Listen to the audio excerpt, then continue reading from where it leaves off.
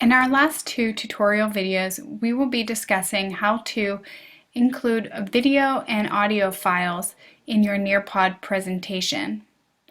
After exploring these options many times, the final conclusion that I have come to is that if you are planning on creating your own video or audio, that is the only time you would use the video and audio tools for Nearpod.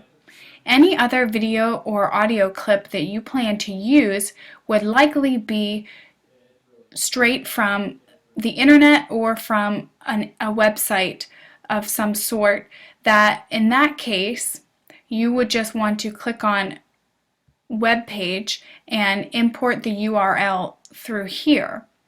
That way students will be able to click on the URL and access your video or audio file that you are interested in them listening or seeing. If you decide to create your own video or audio file, there are several things you need to consider. When importing a video file, you have to make sure that your file is able to be saved as an MP4, an MOV, an FLV, an OGV, an AVI, or an MPG file. If it is not able to be saved or exported into those files, then you will not be able to import your video into Nearpod. One option is to use iMovie, and if you choose to use iMovie, then what you would need to do when you are saving your project is to not only export the movie, but you would have to export it using QuickTime.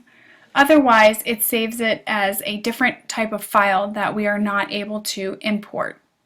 So if you want to use an iMovie, a file that you have created, importing video clips or photos that you have created into a video, then make sure when you are ready to export your video, you export it using QuickTime and save it as an MOV file. If you do that, then you can go to Nearpod and browse your files and upload your video presentation that you would like to include in your Nearpod lesson. Once your video is uploaded into Nearpod, then you will be able to view it and use it in your presentation. Some of the other options for creating videos would be to use Animoto, WeVideo, and GoAnimate. These are all free Web 2.0 tools that are available online.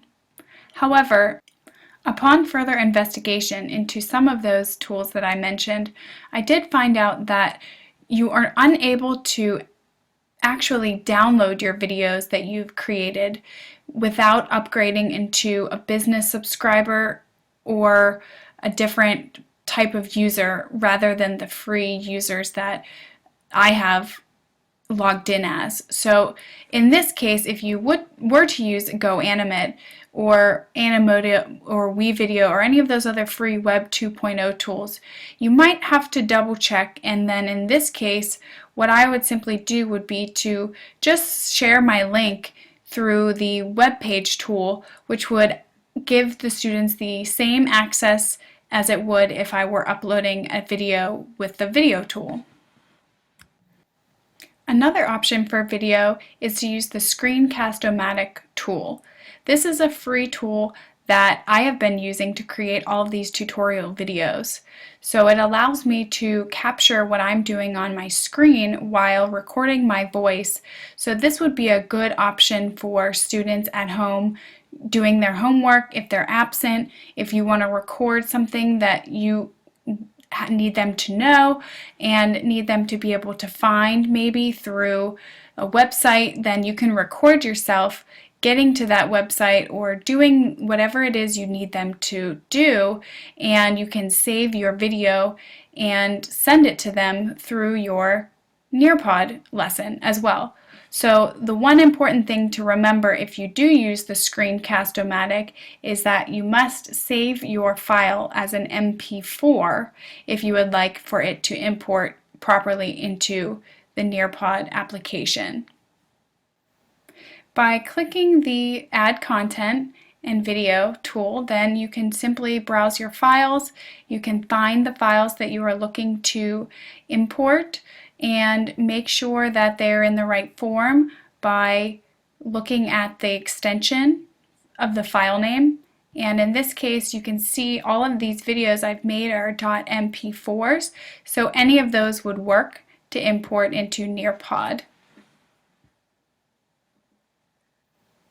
A few other video options would be to use Windows Movie Maker or Windows Photo Story if you are a Windows user rather than a Mac user and don't have access to iMovie. In the next video, we will discuss audio files and how to upload the audio files as well as show the student view for the video and audio tools.